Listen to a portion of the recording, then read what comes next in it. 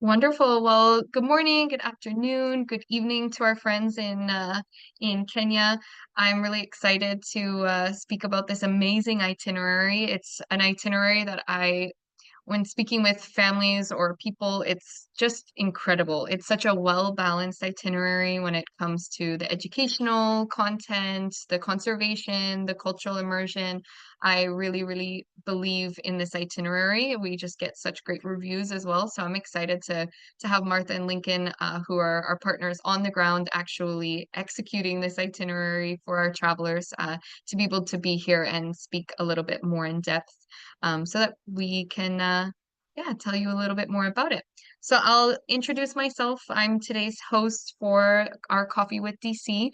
I'm also a travel specialist with Discover Corps. I've been working for Discover Corps for about 3 years now. I am Canadian originally, but I call Costa Rica my home for the past 6 years. My husband is from here, and but I've had the privilege of traveling since very young around the world, as mentioned, especially to Kenya. It's one of my favorite places and somewhere really special to me. And so I'm very, very excited to have Martha and Lincoln on the call. So I'll pass it over to you, Martha, first, if you can introduce yourself and how long you've been in the tourism world.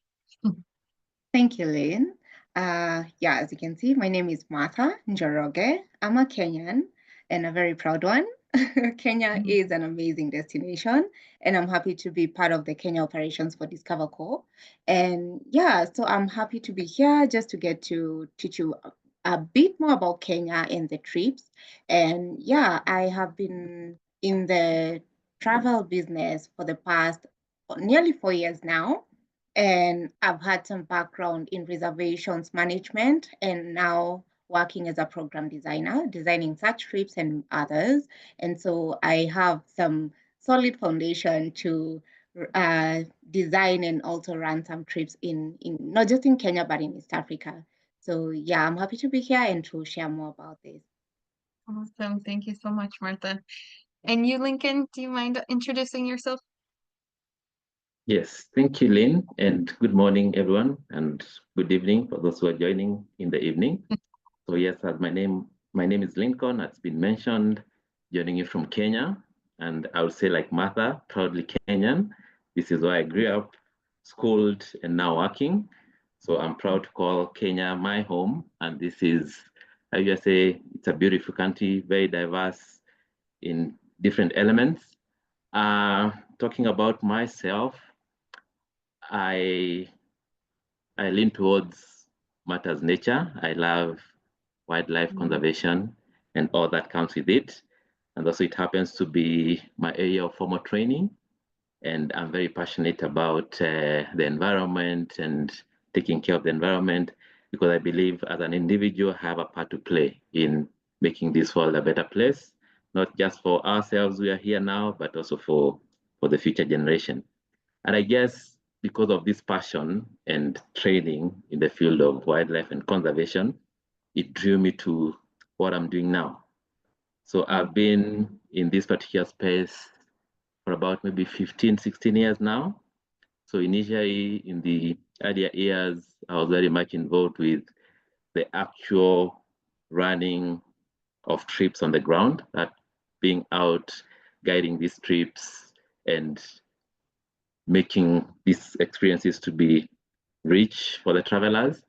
But in recent years, I've been doing more of logistics and providing professional support to people on the ground to enable them to be able to run this trip smoothly.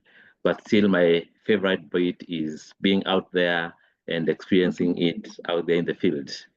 Yeah, I know so that's me. I found some And great photos of you on the ground in the trips. I was going through the archives and I was like, oh, this is when Lincoln used to used to guide too. I still love doing it, and every opportunity that presents itself, I gladly take it. Yeah, and it's nice to be here and to interact in this session. So thank you very much. No, thank you. It's such a pleasure, and it makes sense that sometimes you need to go through, you know, being on the ground, but also having that experience to pass the torch off to other guides and give them the experience too, and maybe take more of a backseat route. But it's so nice to have somebody like you on the Team Lincoln with all of that wealth of experience to be able to provide a really well-rounded experience for our travelers. So really quickly, for those who haven't heard about Discover Core before, and maybe are on the call just tuning in for the first time, we are a company that's been operating for over a decade, offering what we like to call unforgettable vacations with purpose. And we currently operate in over 20 different countries around the world. So we love these Coffee with DCs because it provides us an opportunity to dive deeper into the itinerary and really give you those details to make sure that we're fitting you into the right trip and that this is the type of experience that you're really looking for. So I want to hop into it right away. I would love for Martha and Lincoln to kind of describe this 10-day, 9-night itinerary to us. What are some of the highlights? How are we moving around? How often? And we can kind of go from there. All right, thank you, Lynn. I'll take it. Let me start by saying I'm very proud of this particular itinerary. It's one that I've seen grow to what it is now, because I was involved with it right from the beginning when it was still an infant. So this 10-day Kenya safari trip is very unique in very many different ways. One, it's based on 3 locations, 3 different locations in the duration of the trip, and all these locations have been very carefully picked so that they can express the diversity of what there is to offer in Kenya. So the trip starts and ends in Nairobi, and so the first 3 days of the trip head north of Nairobi to a place called Olpajeta Conservancy, which is an amazing conservation area, and amazing in the sense that one of the key things that stands out of this location is the population of rhinos in this space. So it is the largest black rhino conservation area in East Africa.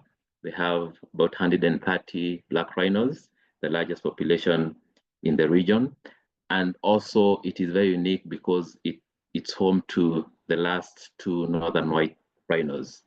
So you'll not find northern white rhinos anywhere else in the world apart from Olpajeta, which is the 2 of them. So travelers on this itinerary, they get an opportunity to be able even to interact with these 2 animals, and also to get information behind the history of this particular species and why it's almost getting to extinction, and efforts that are being made to restore this particular species. So very unique in its different ways, and also there is a lot of other wildlife elements.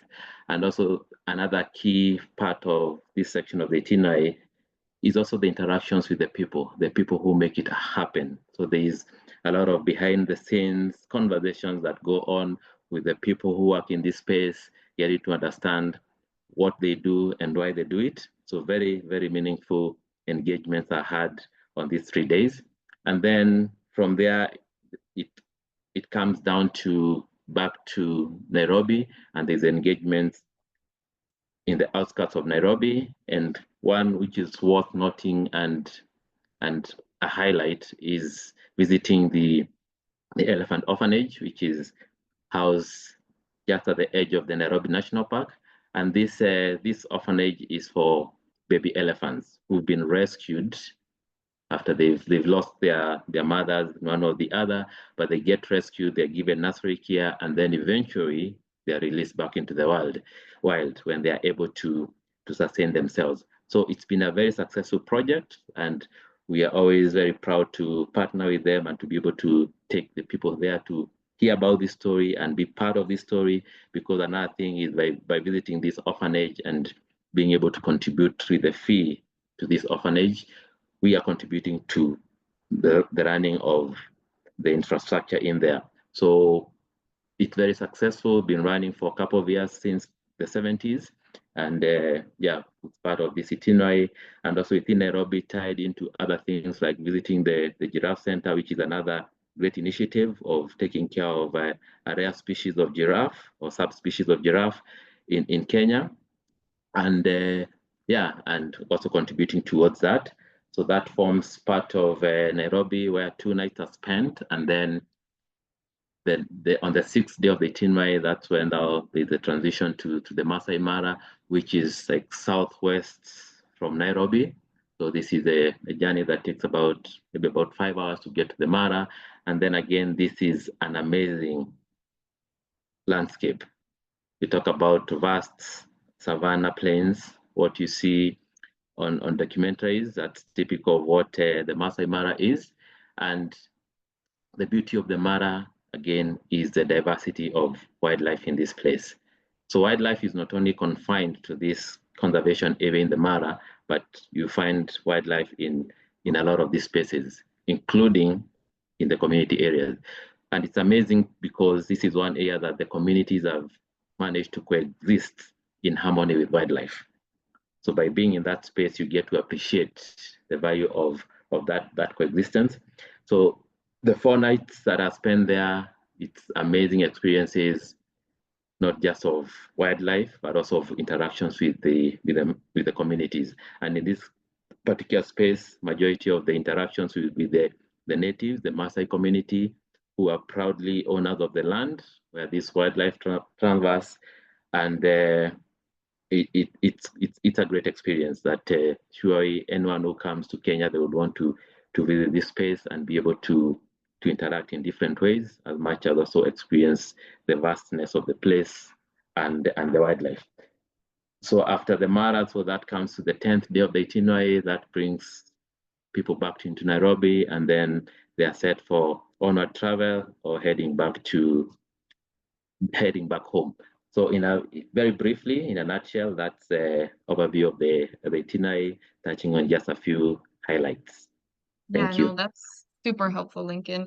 And for anybody who might have not caught that, there is a big drive on the first day. So this is an itinerary that we often recommend people do arrive a day earlier. And we recognize not everyone can do that for various reasons, but if you can, we do highly recommend. We have 3 different recommended hotels for that early arrival, because there is a big drive, but it's an epic road trip through Kenya. I agree with Lincoln, like what you imagine for Kenya, for the savannas and the sunsets and everything. I mean, Kenya gives it to you. You will definitely enjoy those longer drives, so you can really also see more of the country. And it's kind of silly, but when you see so much wildlife too, you might see a zebra and then you're like, oh yeah, just a zebra. Like it becomes normalized to your, oh yeah, that's just a giraffe. Like it's like it's so amazing. There really is wildlife everywhere. And but the Maasai, like you said, that kind of that co-living so in nature alongside all of these animals, it really is a special experience. And also, shout out to the amazing views of the stars too in the evenings, just that clear sky and that opportunity to be so, in nature and not have any light pollution. It's really, really special. So obviously for a lot of people going to Kenya, the wildlife is a huge highlight, and a huge thing that people look forward to. So I know we can't always guarantee animal sightings, but I would love for you to kind of speak to the big 5 that people might be able to have an opportunity to see. And I love this. All of these photos, for reference, are taken from travelers, and I love this photo with their chai tea and just an elephant casually behind them, and some maybe gazelle in the back there as well. But yeah, I'd love for you to share with our travelers what sort of wildlife they can expect. Right, thank you. Yeah, that's true. So wildlife sightings are not guaranteed, because also, when wildlife is being in its own natural space, also tends to be very unpredictable. And also that's what we would love, wildlife to be wildlife in their own space. So nothing can be guaranteed. But one thing I like about this itinerary, and which sets it apart, is the advantage of time, because you find you're not just in one location for just a night, but it's for more than 2 nights, actually like 3 nights in one location. So that benefit by itself is sort of like guarantees great wildlife experiences, because in a day there'll be multiple times that you go out into the field for these experiences at a minimum of 2, one in the morning and one in the evening. And because of that frequency of the many outings that there are, chances are great things will be sighted. But having said that, from my experience being out on these trips, I find every opportunity to be out there is very unique and very different. Whether you're seeing large animals or small animals, you're seeing a herd of hundreds of wildebeest, or you're just seeing one giraffe, every experience is very unique and is also very amazing. And there's lots of things to learn from that. At times, even like with the big cats, it can be very different and can be amazing depending on how it gets to be interpreted. At times it can be as diverse as seeing maybe a lion on a kill, to the other extreme of just a lion sleeping for hours. So very, very different. But I would say that there's always opportunities to experience quite a lot of different animal species in their different spaces. And also it provides opportunities to not only enjoy these sightings, but also to sit back and be able to understand the behavior of these animals.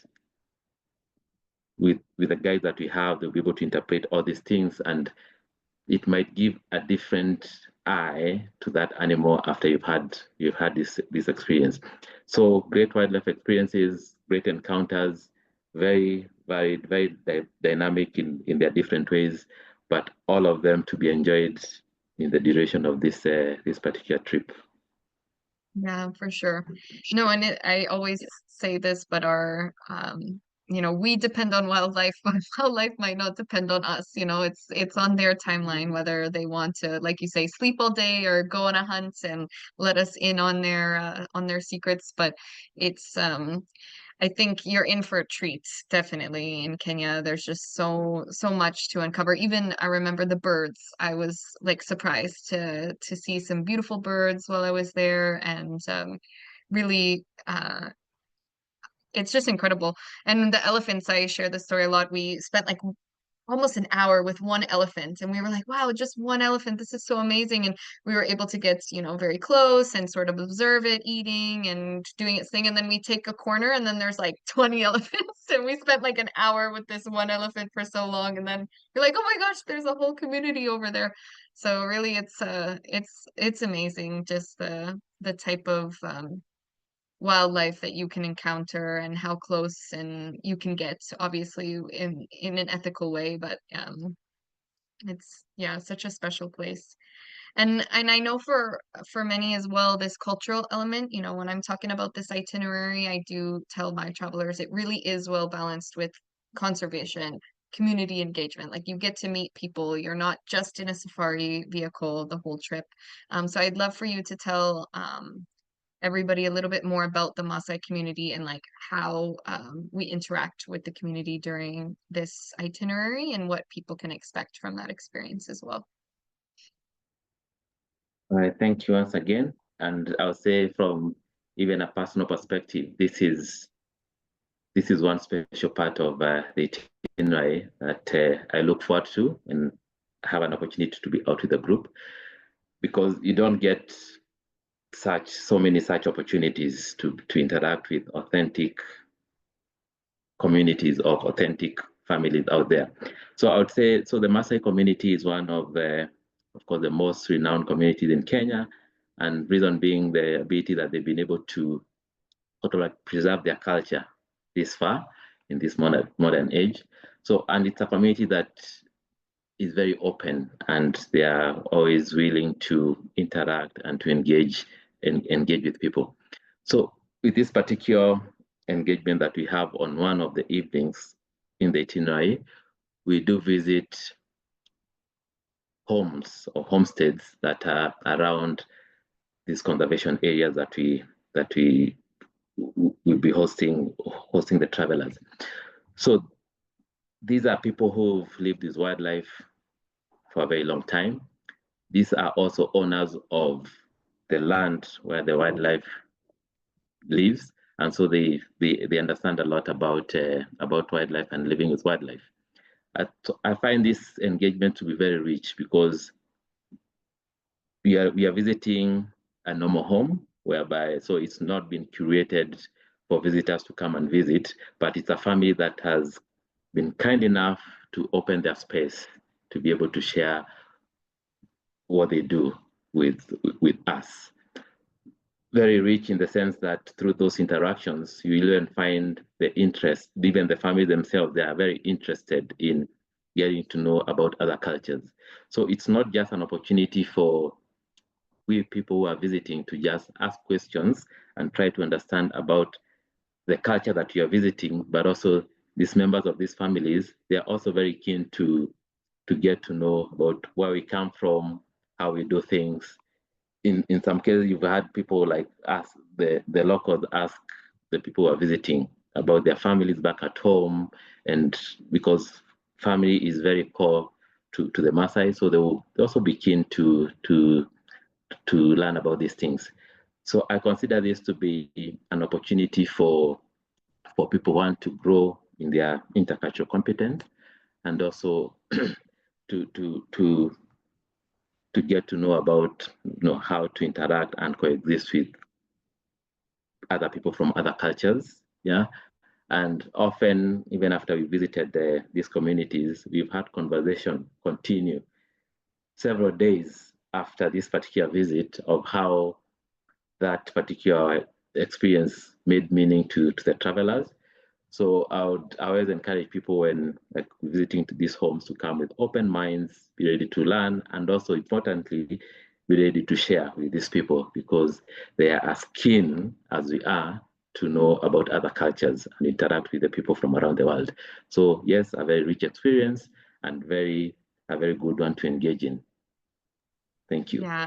Yeah, no, absolutely. And that opportunity to go into somebody's home, I think it's a real honor and something that we shouldn't take for granted. I think about sometimes when I have visitors come to visit me in Costa Rica and we, invite them into the home, it's a huge honor for us to be able to get that opportunity to see how, people live and get that cultural immersion and to understand different ways of life and different ways of organizing, your day and what that looks like for people. I love this picture of one of our travelers' sons, milking a cow for the first time with one of these Maasai women and learning, what a day in the life looks like for the Maasai and what this particular family, does and engages with. But I just felt pure warmth and love with the Maasai community, and I agree that they're just so welcoming, and that energy is really, really nice to receive and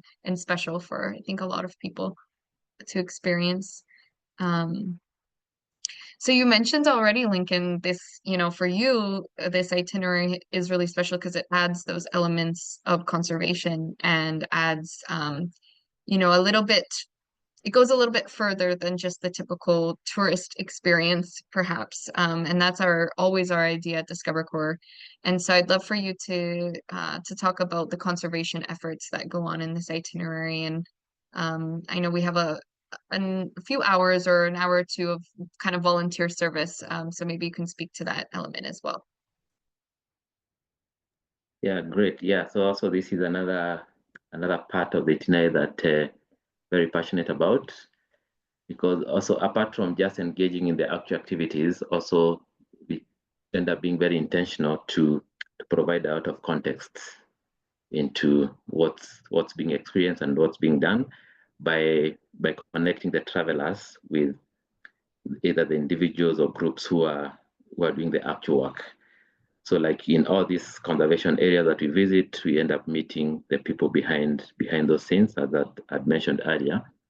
So specifically what happens, and especially this speaking to the section where the itinerary takes people to the Mara, this is where you get the opportunity to engage in like hands-on conservation work. And as much as at times when people engage in this work, they think, well, it was just for an hour, maybe an hour and a half. Does that contribute to anything? But this is a long-term investment to a bigger project. So one of the things that we get involved in, which is not very strenuous, and actually it's very, very satisfying to engage in, is like pulling out of invasive species, especially when the season, after a rainy season like this, a lot of invasive plant species crop up, and these need to be eliminated. Otherwise, they will eat up all the other natural or indigenous vegetation that is in the area. So pulling out these species is like it's quite easy. So we do engage in that particular activity, or in the absence of that, there could be opportunities to engage in some soil erosion control measures, trying to stop some soil being washed away. And these are projects that are ongoing through the year. So it is not just done for the period that we have people traveling, but there's the conservation areas we visit, they have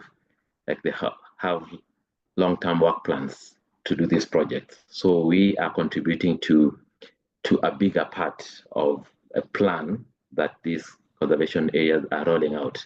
And it's very, again, it's very, very satisfying. It's very appreciated, whatever amount of time is given towards this cause. And also I would say, apart from just the hands-on work that is done in these areas, also I would say that the conservation fee that gets paid as we access these areas, also it is plowed back to conservation initiatives. Some of the conservation initiatives will require huge capital investments, and so some of this gets contributed through the conservation fee that gets paid on these itineraries. So very much appreciated with every contribution that goes in there, because it supports a lot, including also like supporting human resource elements in these areas, to ensure that people stay employed and people can also feed their families through the employment that is provided in these conservation areas. Yeah, and that's so important, because it's not, I think our itineraries often try to highlight these sort of organizations that are doing really great work and give a financial contribution so that they can continue to do their work no matter if it's tourist season or not, right?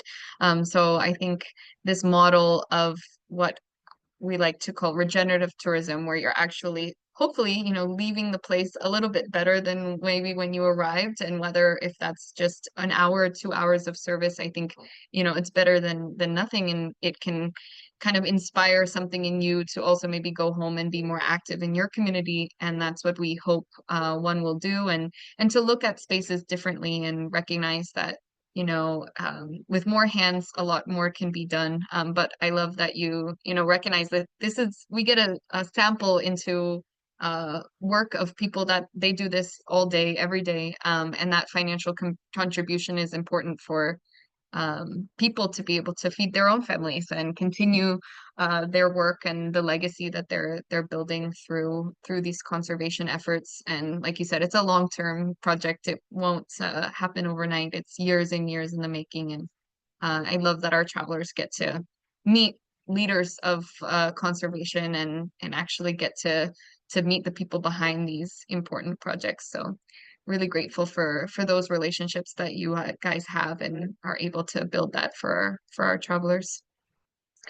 And I know, you know, in Discover Corps, it's really important to us that we have local guides, you know, not only to employ, again, local people, but also for all of their knowledge that they have to be able to share to our travelers. So I'm curious from your perspective on the ground, you know, how do you feel having this local Kenyan guide sort of enhances the traveler's journey? Right. So I always say that I also believe that a guide can make or break the experience of a trip. And so the guides that we have on our trips mean a lot to those particular trips. So all of our guides, they are trained professionals, have a lot of experience, have a few years down working on trips, and we always ensure that the guides are fully engaged on these trips, because key element of the guide is to ensure that the trip runs smoothly and they can make all the connections between all the engagement that are being had. But apart from that, our guides, they go an extra mile to ensure that they engage with the travelers in meaningful ways and ensure that they provide the right context to every experience being had, so that it's not just another activity being done, but the right context is provided so that the travelers can make meaning of what they're doing. So they will be key in doing that, and also providing specific information on the different experiences. And since the guys are professionally trained, they will engage in meaningful ways, also very respectful of people's spaces, not to be too intrusive, but to engage in the right way, but also to be there for support and to guide all the travelers during these trips. Yeah, so we always encourage the travelers to rely on the local guides. They have the local context, they have the information that can be had, and also there's a lot to learn from this particular guide. So that is also we encourage we engage with the local guides, because these are the people who know their stuff, they know these places, they can connect and make meaning to these particular experiences. Absolutely. No, there's nothing like having somebody that's from the area that can give you all of that insider knowledge, even from the food to, cultural to the language. I think it's so important and such an, like you said, important element to give the real, amazing experience. And I know our guides in Kenya just get shout outs all the time. You've really have an amazing team that we are so grateful to work with. I'm curious, from your perspective, do you feel this itinerary is appropriate for families or travelers of all fitness levels? How would you sort of rate this experience if somebody wanted to do this multi-generation, with the youngest audience to the grandparents? How do you feel about the pace of the itinerary and the level of fitness one might need to have in order to have a good time? I'll let Martha jump in and give us some insights. Martha? Awesome. Thank you so much. I would say that families and travelers with multiple fitness levels are welcome, and it's possible for any age range to just join in and be able to enjoy the trip as much as anyone else. And so we've actually had trips that had 82-year-olds and the youngest being 4 or 3. So that does happen. And of course, with the way that things are, there are some activities that involve walking, such as the one with the Maasai cultural experience. They might have a bit of walking with the herders. We also have the Brackenhurst Forest Walk. But the main thing to note is that the guide is always there. So of course, we'll have the information just to know if there are any concerns by the participants. So of course, if there's one who feels they need to take breaks, we are very flexible, and the guide will be there to ensure that the pace is accommodating everyone. And of course, the vehicle can always be there. And so the driver will still be around in case one needs to hop back into the car or get a ride to the destination. So that can be accommodated. There's no restriction on that. And the fitness levels don't really restrict anyone on this, because they're not extreme, they're moderate. And so the pace is manageable for all, and including those who have health requirements. So that shouldn't be a case to worry about. That can be managed as long as there's communication between the participants and the guide, where they get to know that this is too fast for me, or this is, this is not working for me, or I need a break. That can also be accommodated. So it's just a matter of communicating and getting to understand that, yes, this is the much that I can do at a time. And so for any of these activities that require longer walking, or there are also not many elevations. So even with that, it's not really like they're going to be climbing, or so Right. they're not extreme. They are just moderate and they're manageable. Yeah, that's wonderful. And it's so true. Yeah, Kenya doesn't have, I mean, you have Kilimanjaro, but we're not doing we're not doing that hike. So it is very, very reasonable for travelers. And this is a nice trip for all age groups. So we don't accept anyone younger than 6 years old on the open itineraries. If for any reason, you had a big group and there was a little bit of a younger, you could opt for a private experience. However, for our open enrollment trips, it is 6 years and above. And we just ask that you also communicate with me, one of the travel specialists, ahead of time if you have any concerns, whether if it's dietary restrictions or fitness level, that you can always consult with me, and I can always go back and consult with Martha and Lincoln and make sure that, again, you're going to be comfortable and have everything you need. But in our experience running these trips for so long, we know that our Kenyan team really does have an amazing ability to accommodate to all of those fitness levels, which is amazing. And it's not like that for all of our trip experiences. So we're very grateful to have an option that's suitable for a multi-generation sort of experience. So I know we're coming up almost at 45 minutes or so, but I would love, before we kind of hop into questions and the last details, if you can tell us about the Zanzibar extension. I know a lot of people that do go to Kenya consider this extension, and I think they should for many reasons. It's such a beautiful area, as this picture demonstrates. So maybe you can tell us really quickly about what people can expect in the Zanzibar extension. Thank you, Lynn. So Zanzibar extension is pretty unique in that, so of course, once the Kenya part of the trip is over, they'll be taken to the airport, but now the wider airport where they can stay overnight. And then upon staying overnight, they now catch a flight the next day to Zanzibar. And then upon arrival, they will be checked into the hotel.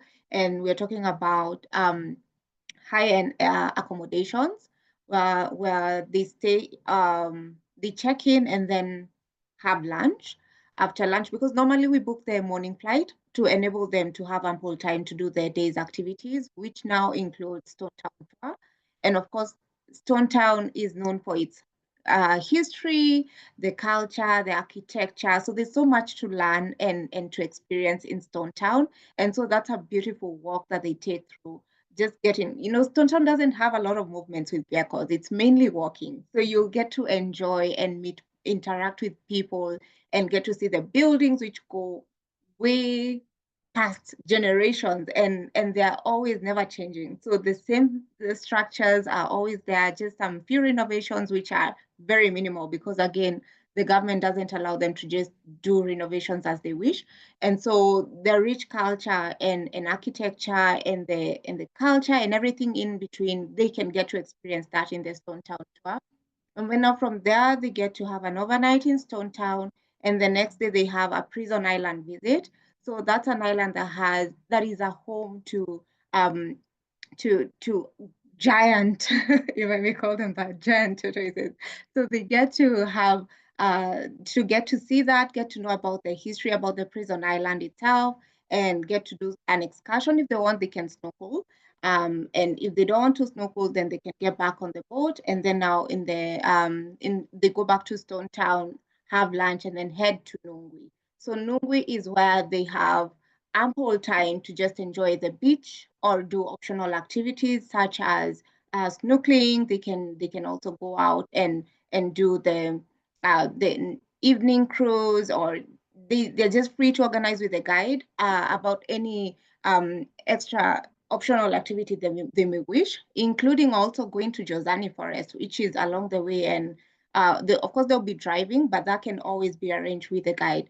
So apart from now, what we have on the itinerary, which is just the relaxing at the beach, and then the next day, which is the final day, they get to now do the spice farm tour and have lunch. So that's another exciting thing because they get to also interact with the people in Zanzibar, get to know about their food, get to taste it, get to enjoy and learn about all these spices, because that's one key thing that is major when you go to Zanzibar. You'll be sold, there's lots of spices to buy and try and get to see where they are planted. So that's a whole tour in one. So in Zanzibar, it's just that one extension where you get to interact with culture, get to see the architecture, get to know about the history of Zanzibar, meet the people, and as well enjoy the beach as a highlight. Yeah, it has it all. It really does. It's got the food, the gastronomy, it's got the history, the culture, and that amazing, beautiful crystal water. So absolutely, I do tell a lot of my travelers if you have the resources to do it, I highly recommend going to this area. It really is magical, and sometimes people think of when they think of safari or they think of going on, they don't think about the beach. They don't realize they have this option that's not too far away in order to enjoy some of the most beautiful beaches in the world. And so definitely recommend ending your trip on this high note, but also a relaxing note, and getting to experience both the safari sort of savannah inland to also the coast. It's beautiful. Um, so I'm curious, other considerations about planning for this trip. If there's anything that you recommend, any tips or tricks that you would love for our travelers to be prepared for. Yes, I'll start with the Kenya part of the trip quite quickly. So for the Kenya part of the trip, we always tell people to be mindful about the weather, which is at times unpredictable. Of course, we have seasons like now where there's rains, but then it's always, we always encourage the travelers to be ready for either a cold night or very early morning, coldness.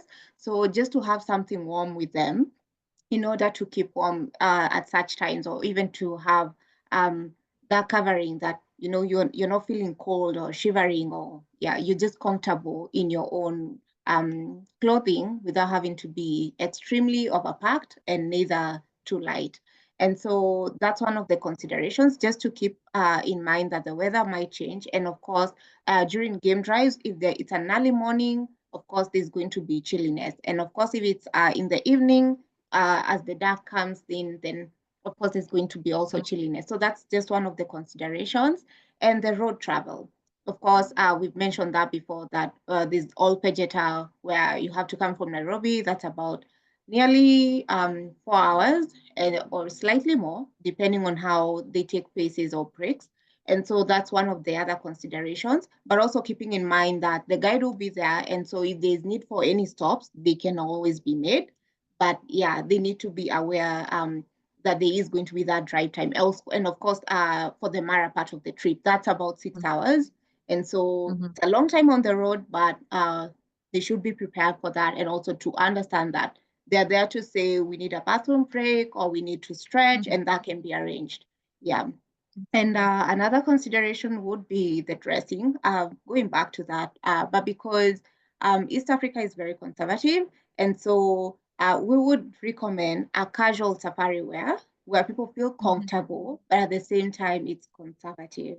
And that shows greatly when it comes to Zanzibar, because for Zanzibar, they always cover up, and so the participants wouldn't be expected to cover up from head to toe, but they would be required, or it's an expectation as a respect to the culture to not be too exposing, just to be conservative.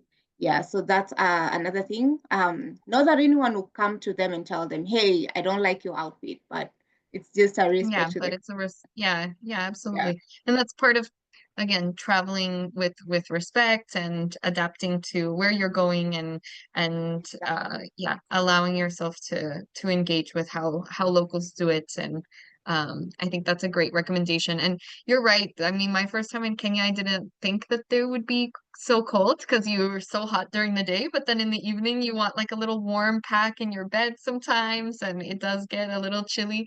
So absolutely, we do have an amazing packing list too, that includes some of these recommendations that rather Martha or Lincoln or our travelers have told us we should have on the list. So we've been building out that packing list for quite a few years now. So hopefully it gives everyone a really good idea of how to Yeah, and prepare. just to Mhm. sorry, and Tell me. just to add No, on no. that, there's also just keeping in mind that it can be very hot, as you've mentioned. And so it's important for participants to just have their hats or their sunscreen, or even when they go to the bush or elsewhere, just being out in the night, they might need the bug sprays. And so it's just some of those little personal things that you might find useful at times because, yeah, when it's sunny, the sun can be Yeah. very punishing.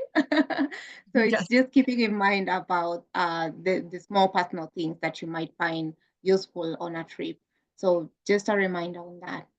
Yeah. No, that like you said, I like this comfortable safari wear, those sort of like what we call quick dry clothing that's, very breathable, not necessarily jeans, something a little bit lighter than that for when you're out in the sun during the day. But in the evenings, those like longer sort of even sweatpants and a nice fleece jacket can be a nice way to end the evenings or start in the morning, but it is about layers for sure, so that you can take them off as you need when the sun does come up after those early safari mornings. But yeah, I just want to speak to the accommodation piece really quickly, and feel free to also interrupt me, Lincoln or Martha, if you want to add anything. But we do have a large portfolio of accommodations that we use during this itinerary. There is a lot of high demand in Kenya. This is something that has been growing up since the pandemic, and I'm sure Martha and Lincoln, you're in it, so you know how it is. Um, so it's something that we've had to adapt and change to. And we just ask that our travelers recognize that we will always maintain quality, but that there can be some changes. So on the travel portal, which I'll speak to in a second, which is our go-to resource for more in-depth information regarding our trips, we have pictures of what you can expect. Here, I put them up. But we do ask that there's flexibility regarding which camp we actually have you in. And so as a result, it's better that you book earlier than later so that we can guarantee, our top kind of tier choice safari lodges that we'll have on this itinerary.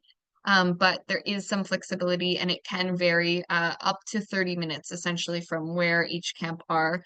And so if you have any questions and are very, adamant that you're at a certain lodge, or you have some concerns around that, you can again consult me or one of our traveler specialists, and we'll let you know depending on which date, which hotels we have on hold, and we can sort of deal with it at a different basis. But we like to sort of express that there needs to be some flexibility when it comes to which lodges we might be staying.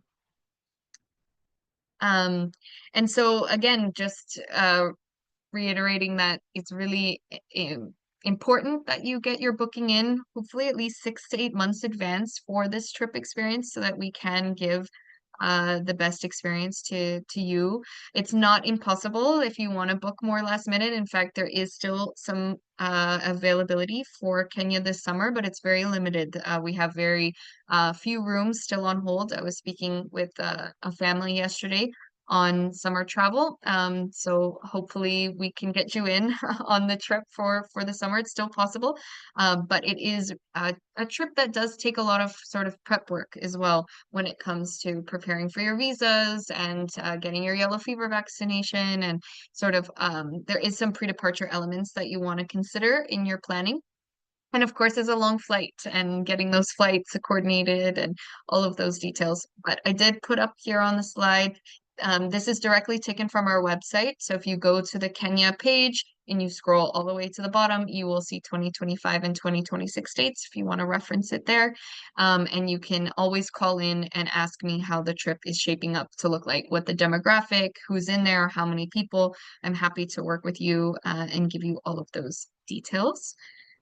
And just to tell you more about the travel portal, this is a screenshot from the resource.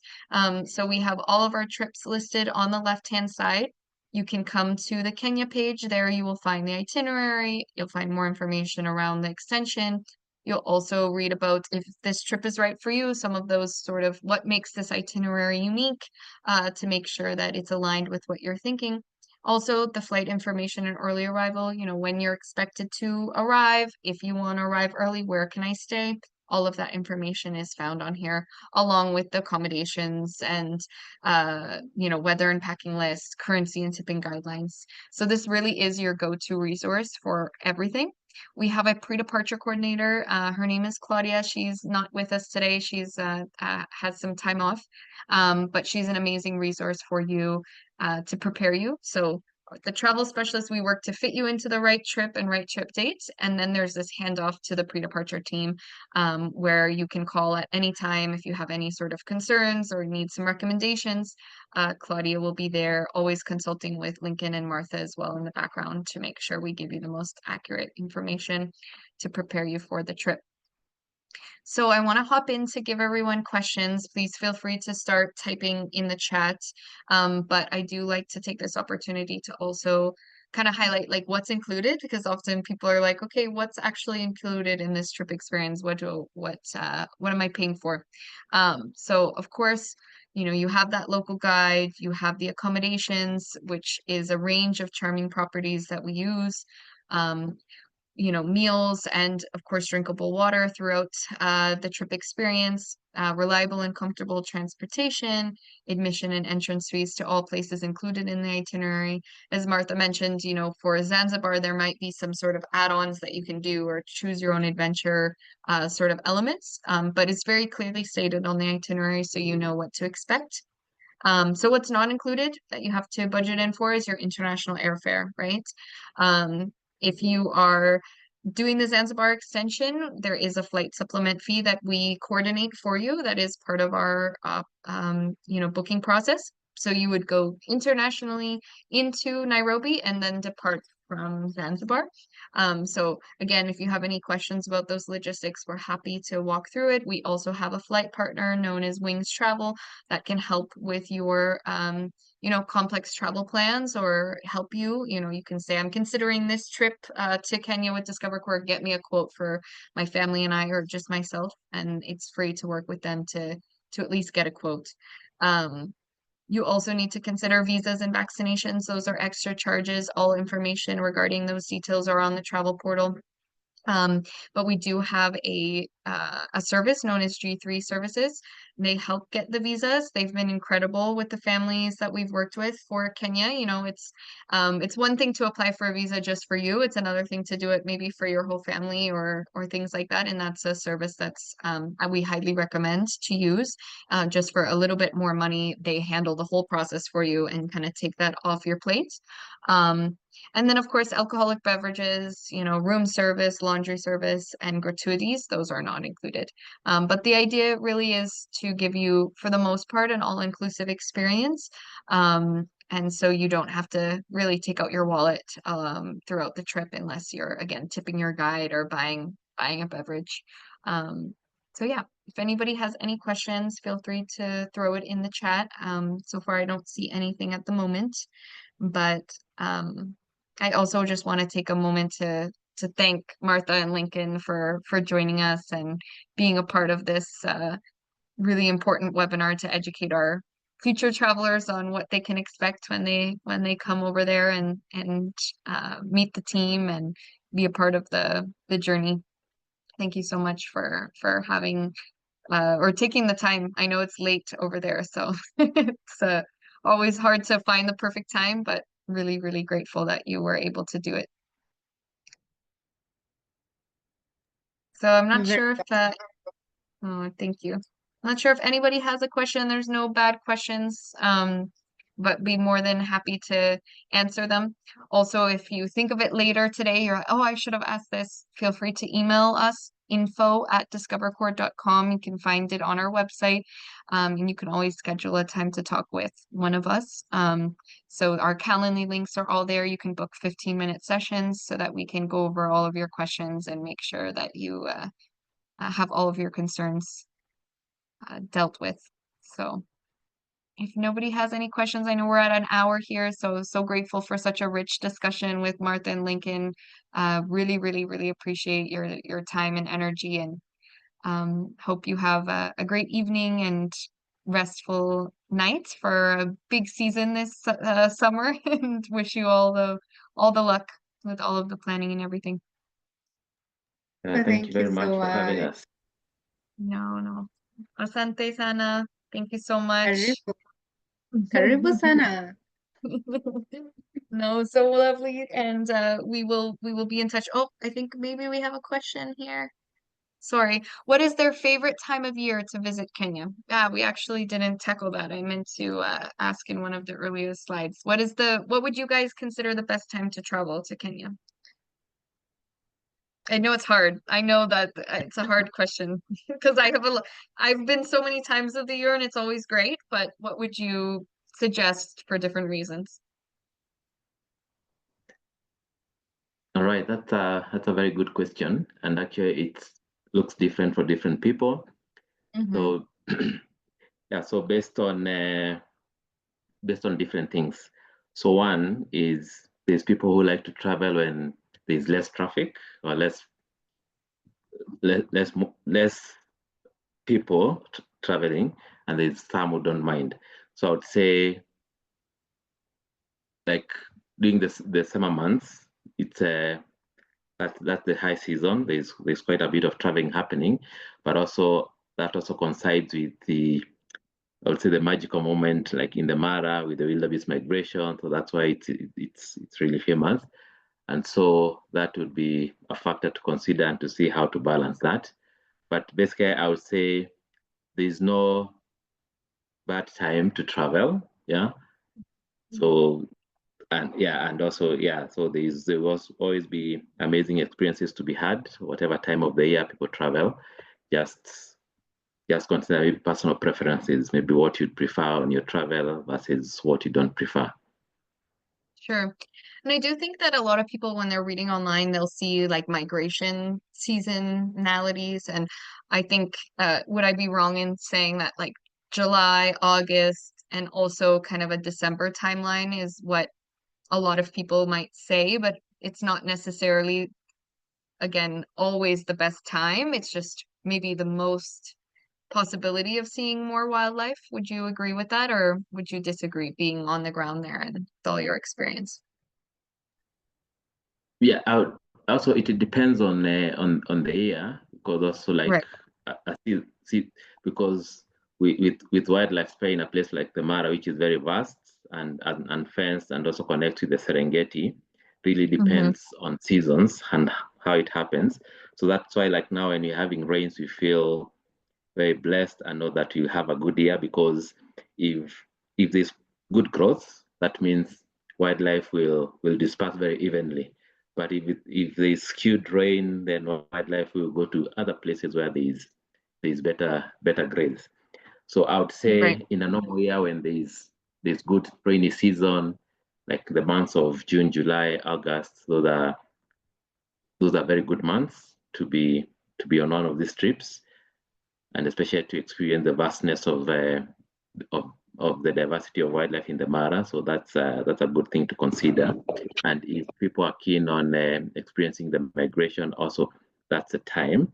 But also it's important to note that if someone is on this trip and they would specifically want to try and have that migration experience, then we would have to arrange that separately, because they would have to go into the Masai Mara National Reserve, where this migration happens. So that's something that can be discussed with the team at the time of of booking to see how that can be integrated into this itinerary. Okay, that's super helpful, Lincoln. Thank you for that. And it's nice that you have a destination where it really is a beautiful time to go, really anytime, which is special. Not everywhere in the world is like that either. I have a final question, and it's just somebody asking about the recording, that if you have to follow up to ask or request it, no, with the special discount code, we will also include the recording in the email, so you have it and you can share it with your loved ones or rewatch it or take your time with it. So no need to request it. We will send again within 48 hours the recording alongside the discount code as well. So thank you for that great question, and thank you again, Martha and Lincoln. Lala salama. I hope you sleep well. And we'll see each other soon, hopefully. All right. Thank you so much. Okay. Bye. Thank you Bye. everyone for joining. Appreciate it.